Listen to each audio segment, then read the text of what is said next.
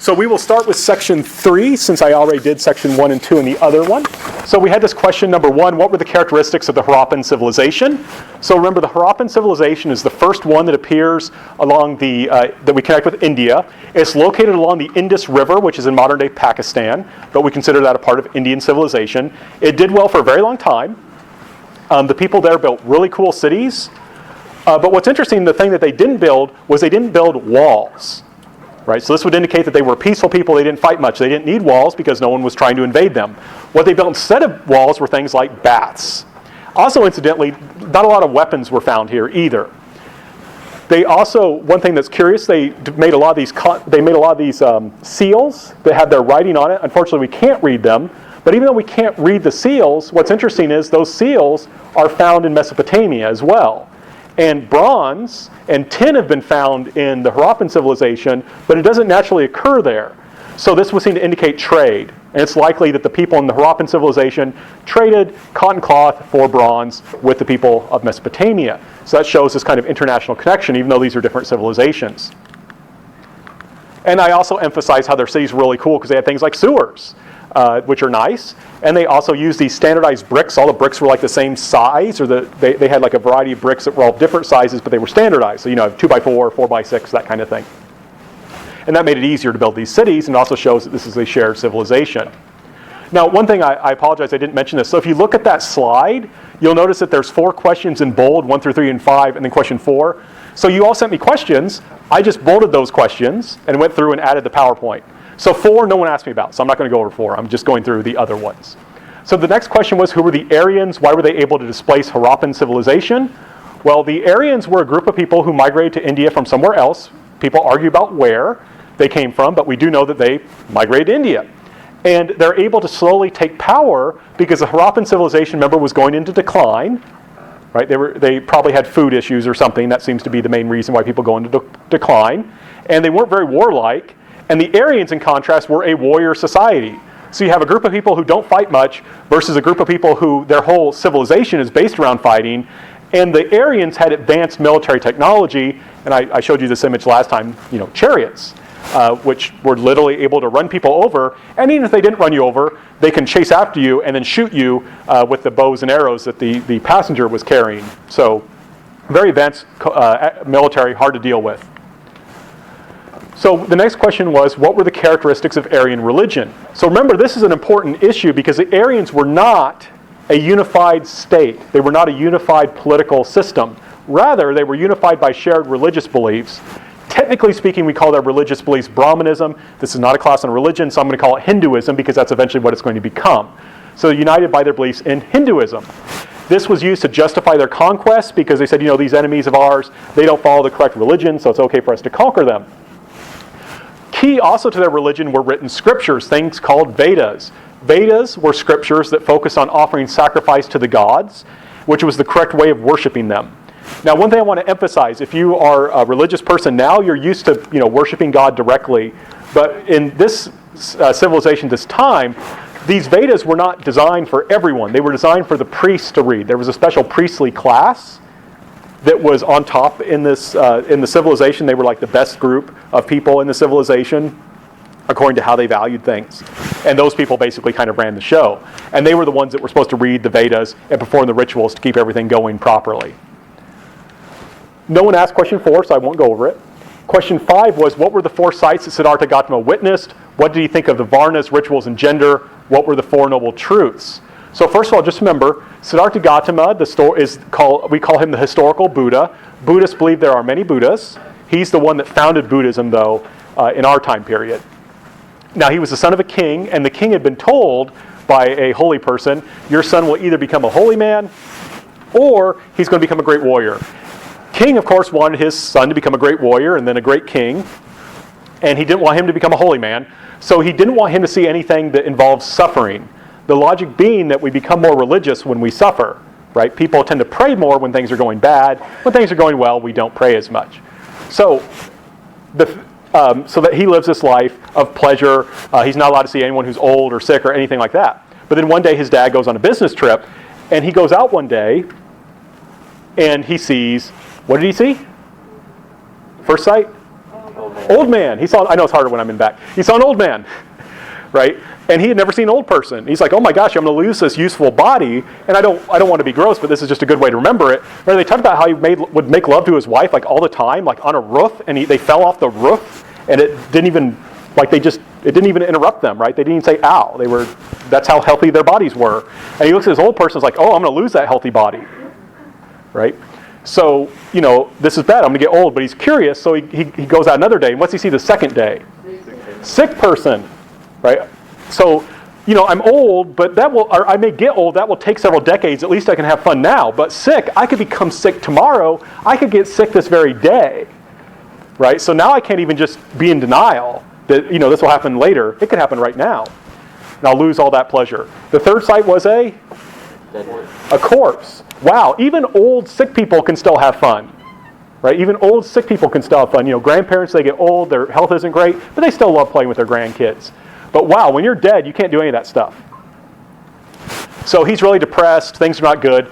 He goes out again and he sees the fourth sight, an ascetic. And an ascetic is a holy person who denies material needs to learn to control themselves in order to liberate themselves from the cycle of reincarnation.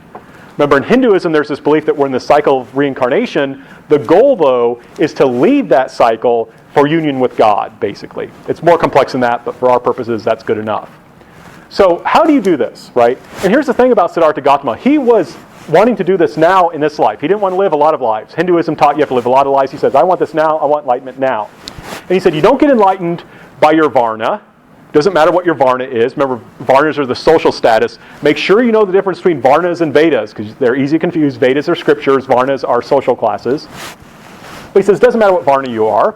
And rituals are not that important. In fact, anyone can be a monk.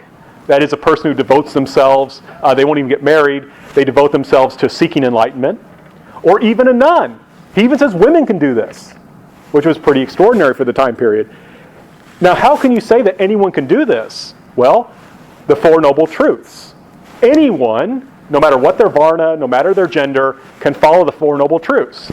The first noble truth, and by the way, this is a perfect multiple choice question. I mean, which of the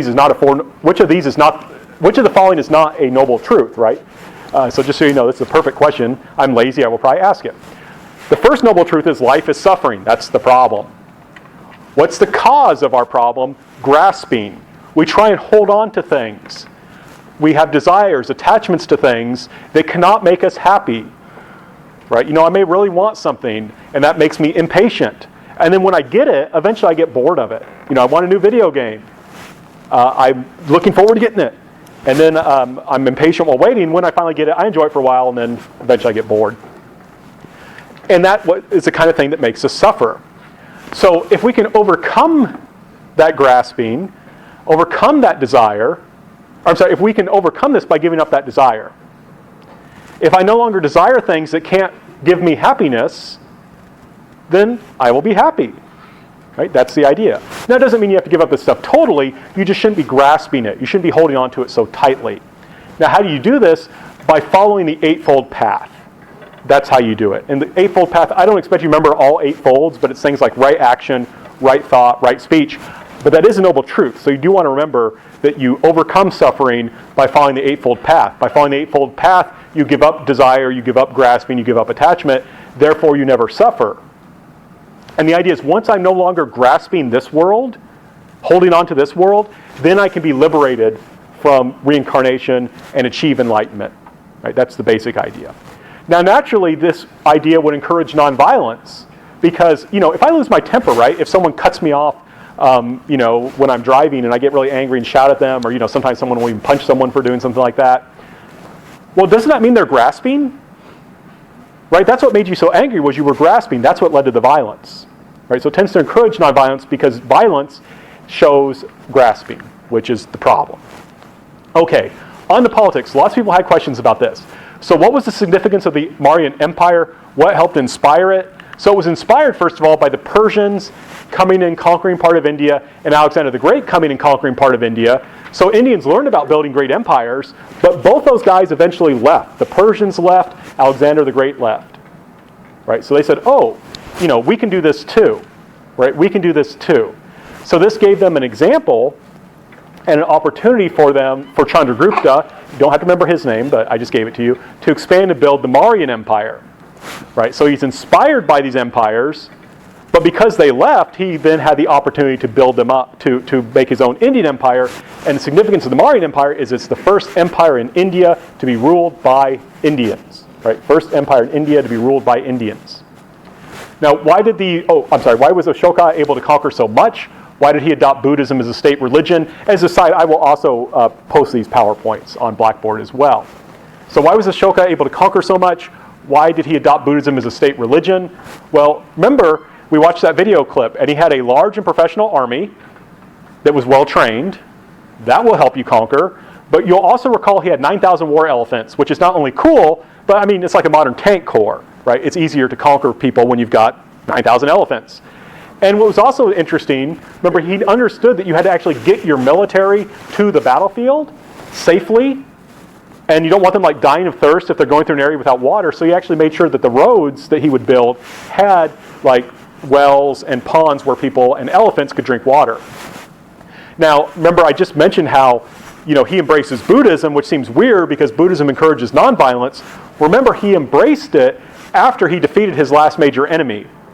And the story goes that he felt so bad about all the people he killed in these conquests that he wanted to embrace nonviolence. And I think there's some truth to that. But also, adopting a religion that encourages nonviolence will help you to rule people because it's easier to rule nonviolent people. Right? If you rule people who are militarized and who worship gods of war, they're more likely to rebel against you than people who follow Buddhism. So he will encourage lots of religions, that's why I say a state religion, but Buddhism is especially close to him. All the religion he encourage social order. All of them are ones that teach don't be violent.